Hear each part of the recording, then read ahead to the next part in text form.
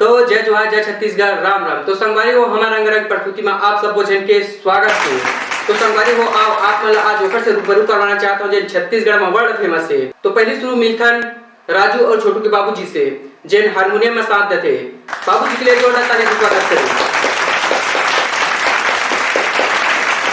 और वहाँ पर छोटू भैया जिन पेट वादक में साथ देता है, छोटू भैया के लिए जोरदार ताली से स्वागत करें। तो संगवारी हो अब आप मतलब ओखर से मैं मिलवाना चाहता हूँ जरा छत्तीसगढ़ के कौन जानत होही, लड़का से लेकर सियान, सियान से लेकर लड़का। वो हरा हमारा राजू भैया। राजू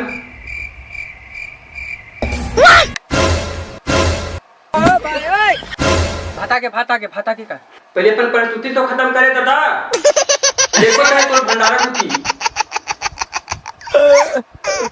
तो ये हरा हमारा राजू भैया जिन तबला में साथ देते। राजू भैया के लिए जोरदार ताली से स्वागत करें। तो संगवारी को अब आप मतलब मैं ओखर से मिलना चाहता हूँ जेला छत्तीसगढ़ में स्वर कोकिला और छत्तीसगढ़ में लता मंगेशकर के नाम से जाने जाते हैं। वो हरा हमारे दादी जी। तो दादी जी के लिए जोरदार ताली से स्वागत करें। तो संगवारी को स्वागत कड़ी ई में समाप्त करथन और हमारा रंगारंग प्रस्तुति के ओर आगे बढ़थन। तो संगवारी हो हाथ में एयरफोन ले लो और कान में लगा लाओ और हमारा रंगारंग प्रस्तुति के मजा लाओ।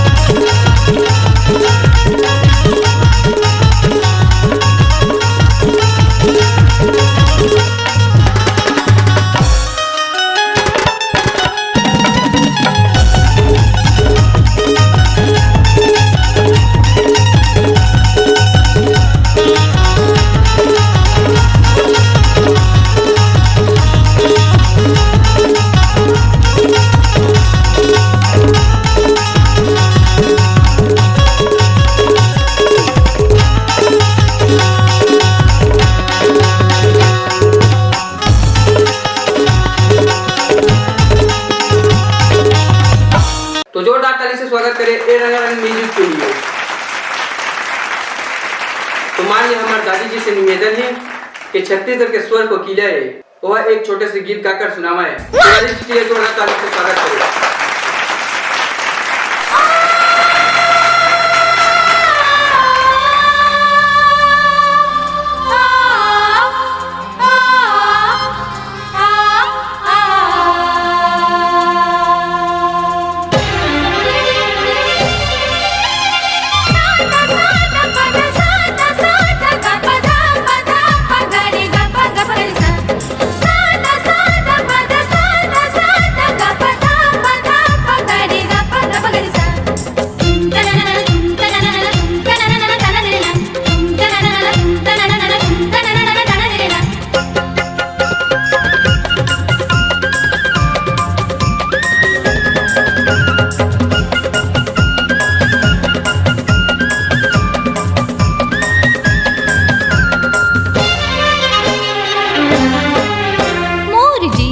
हो गिरे भैया तोर मन माया के करे का जोर टीके तीरे टीके पानी मोर कांवर के जीने गानी तोरे रंग मारा दे हो सरा बोर तोर माया के मारे तोर माया के मारे तोर माया के मारे। शानदार जबरदस्त गजब जोरदार ताली से स्वागत करें दादी जी को। तो संगवारी को आप एक म्यूजिक और सुनते हैं।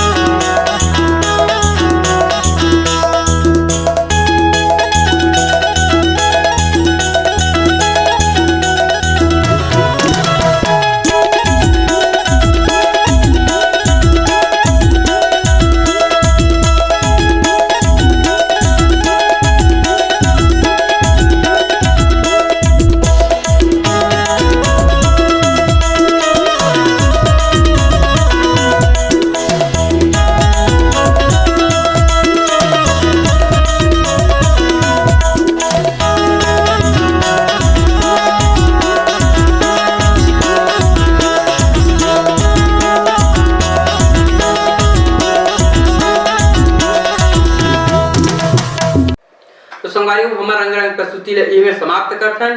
तो संगवारी हो वीडियो लाइक करो, शेयर करो और चैनल ला सब्सक्राइब नहीं करो वो चैनल ला सब्सक्राइब करो। तो बहुत जल्दी मिलथन अगले वीडियो में, तब तक के लिए राम राम।